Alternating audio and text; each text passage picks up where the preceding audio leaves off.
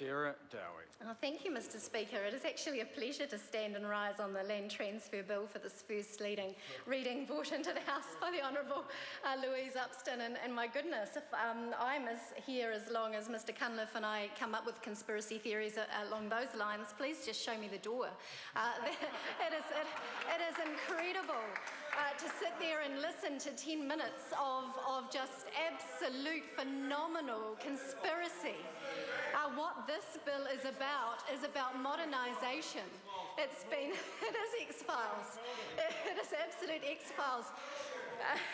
It is beyond a joke. And at the end of the day, the Land Transfer Bill, the Land Transfer Act has been in force for 60-odd years, and it is in need of modernisation, nothing more than that. Land transfer has evolved. I was there, I remember, in my short 40 years as a lawyer practicing and running the land-based transactions in a conveyance transaction. And we have changed now to an electronic... I am going to interrupt the member, and while she might have brought the interjections on, the member making the interjection should know that I am over 60. Sarah Dowie. Thank you, Mr. Speaker. So the idea that the process of conveyance has actually changed, and we have moved to an electronic system. So it's only fair to modernise and update the Act that governs this process and make it more workable and more reflective of today's day and age. So I'm really pleased that the Minister has referred this to the Government Administration Committee. We are the heavy lifters in this Parliament, I think.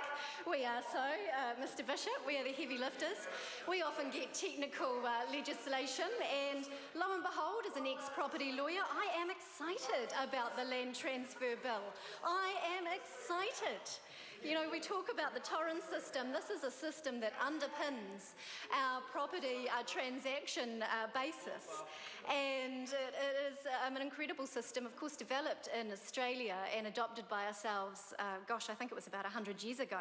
But it really does underpin the nature of our property transactions. And New Zealand is known, as adopted this torrent system and through the Land Transfer Act, as a secure place to do business with respect to buying and selling property. And of course, the premise behind, or two of the premises behind the torrent system is that it is a secure system and that you do not, as a purchaser, need to go beyond the register or beyond the title to research what is on there. You can reasonably rely on that register, and of course indefeasibility of title.